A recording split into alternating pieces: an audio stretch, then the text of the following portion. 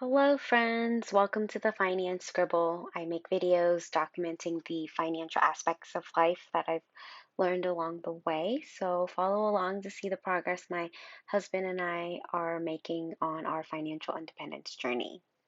A good starting point is to provide our full financial picture as a reference and background on all videos to come. So, first, let's discuss our backgrounds. We do not come from families with money. My family immigrated to the US when I was in elementary school with close to zero financial assets. Even though our families are not well off, we do recognize that it's still a privilege to have their support if anything bad were to ever happen. We both graduated from university with zero student debt. Our families did not have the financial means to support our education, so we got a combo of financial aid, scholarships, and worked part time all 4 years to graduate with zero debt.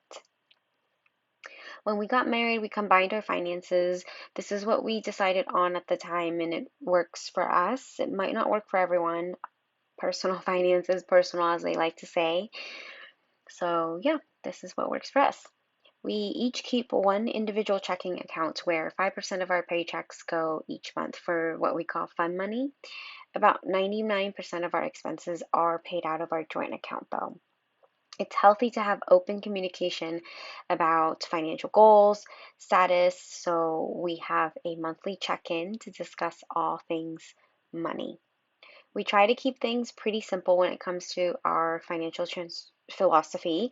Transparency and open communication is key, so we openly talk about purchases, our money goals, and areas where we may have overindulged a little. Our rule is to always talk to each other before making a purchase that's more than $100. We value travel and food a lot, so this is an area that we both feel comfortable splurging on. Now that we've gone through some background, let's dive into the various accounts, debts, assets we have. Starting with debt, our only debt is our mortgage. Our home is valued at about 800,000 and we owe about 543,000 on it. Our physical assets include our home and a car. We purchased our car in late 2019 and paid it off back in early 2020. Okay, credit cards. My husband has the Chase Sapphire Reserve and the Chase Freedom. I'm an authorized user on his Chase Sapphire Reserve, which has about a $550 annual fee. He also has the Amazon Prime card. Since we buy our groceries through Whole Foods, it gives us a 5% back on each purchase, which is awesome. I recently opened the Alaska Airlines card to take advantage of the companion fare. I also have two Bank of America cards. One is the travel rewards and the other is the cash rewards. Neither of them have an annual fee, which is great. I also have a Nordstrom and a Banana Republic credit card. The Banana Republic one is my oldest credit card, so I don't want to close it even though I use it maybe once a year. If you didn't know, closing your oldest credit card could impact your credit score since it will decrease your credit history.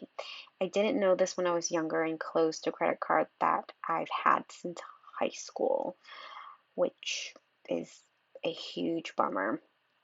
Mistake on my part. Moving on to retirement accounts, we both have the standards. Each have a pre-tax 401k and a Roth 401k with our employers. Since we've switched employers over the years, we also each have a rollover IRA and a Roth IRA, which stands for Individual Retirement Account. We both also have health savings accounts or HSAs. I consider these retirement accounts since we won't be tapping into them until retirement. I'll do a whole video digging deeper into HSAs, so be on the lookout for that. Now, for cash reserve. We store part of it in a high yield savings account with Marcus. At the time of making this video, they are offering 3.75 annual percentage yield, which is one of the higher ones on the market. Like I mentioned before, we have a joint checking where 95% of our paycheck goes into, and 5% of our paycheck goes into our individual checking. We also each have an individual savings that we don't really move money in or out of. It's honestly there because they just open both a checking and a savings for you when you join a bank. A majority of our savings does just go into Marcus. Lastly, we each have iBond accounts. If you aren't familiar with iBonds, I'll also do a deep dive video about it in the future. And last but certainly not least is our investment accounts. We opened 2 joint taxable brokerage accounts, one with Fidelity and one with Vanguard. Honestly, the only reason we have the Vanguard one is because I wanted to try out Vanguard, and it's nice to keep the invested portion of our future home down payment separate. I'll go into more about this in our savings buckets. A little while back, we decided to play around with some individual stocks, so we each opened a Robinhood account. I call this our fun money, our play money. I limit myself to 600 and my husband is at 1,000. I've since realized that I'm not interested in individual stocks and will likely sell and close this account at some point. I just haven't decided when yet, and we'll have to figure that out at a later point. Onto our savings buckets, or what people commonly refer to as sinking funds. A sinking fund is money you set aside for future expenses. This is not money you would invest since it would be used in the near term. So we have our emergency fund, which is fully funded.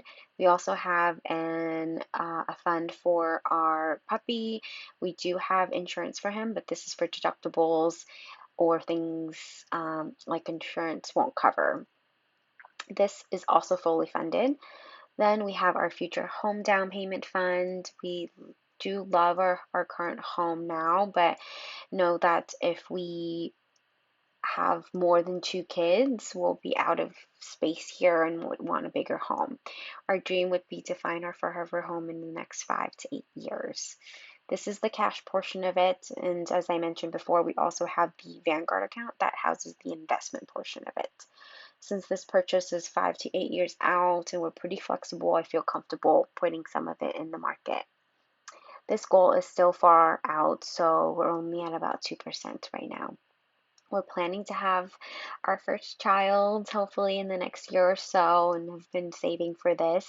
We're about 55% done with this bucket.